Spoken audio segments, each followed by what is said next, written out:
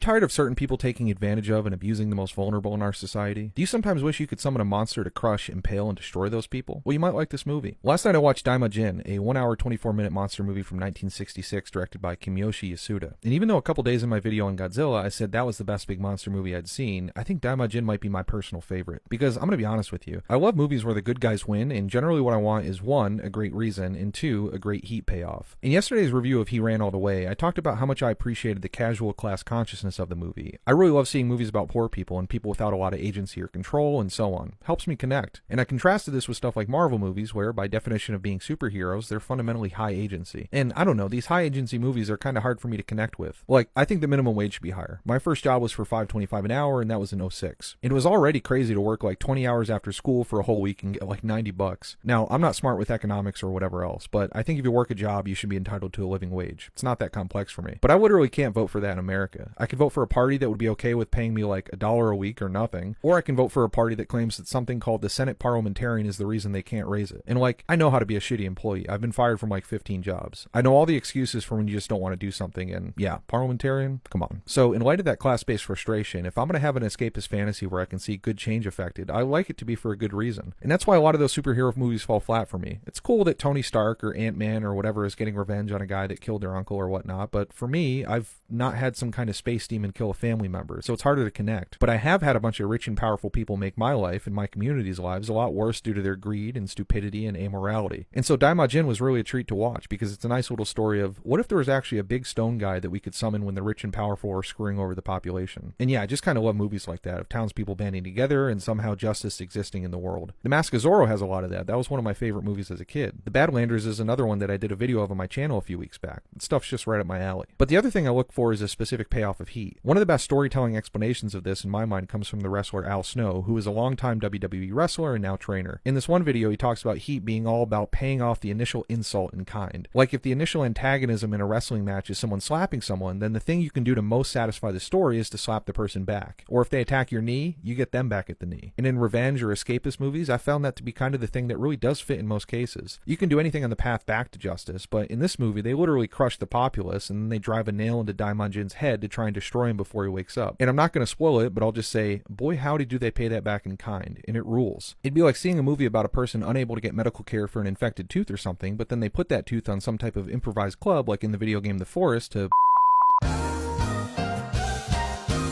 and then take a nice little trip to Costa Rica, where it would have cost less to fly there, stay a few days, and get the teeth out. And so sometimes I like seeing movies like that, is I guess what I'm saying. And on that note, thanks for watching, and please like and follow if you want more.